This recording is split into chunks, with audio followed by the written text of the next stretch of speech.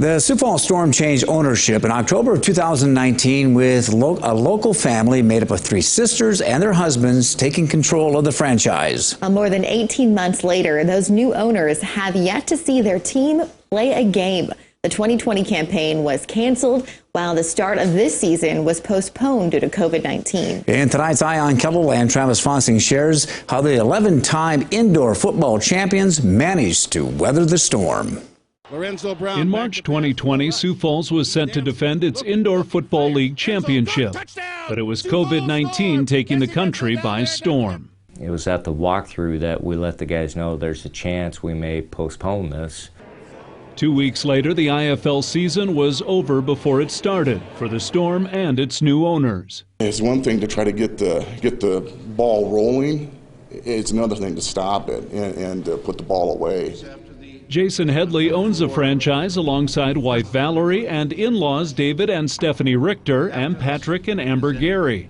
It's a true family football affair. Those always have challenges, but we understand each other enough to handle our weaknesses and our strengths, and so it's been good. It's been fun. They're blue collar, hard working. You know, they're not going to ask you to do something that they wouldn't expect themselves to do too.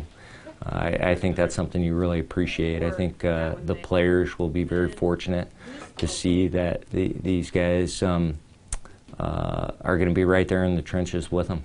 Curtis Riggs is entering his 18th season as the Storm's head coach. He rebuilt the roster prior to the 2020 season and again this past off-season. Guys that were committed, life happens, and they decide to move on, that they're not going to be able to get in NFL camps with another year of sitting around. So you got to find new players, and our roster's changed a lot because of that. Get kicks up and stay as consistent as possible. Former SDSU kicker Chase Vinatieri is among the new additions. Even though uprights are a little bit different and feels a little bit smaller, same thing applies. You know, I go out there, do what I got to do, and stay consistent, and hopefully we win football games. The franchise took a financial hit with the cancellation of the 2020 season. There's no quick fix, but Headley can't thank the team's 1,800 season ticket holders enough. The season ticket holders that bought and stayed with us, they didn't ask for refunds. They were committed to staying with us and letting us use the money towards the bills and pay towards this year, and so we owe them a ton of gratitude.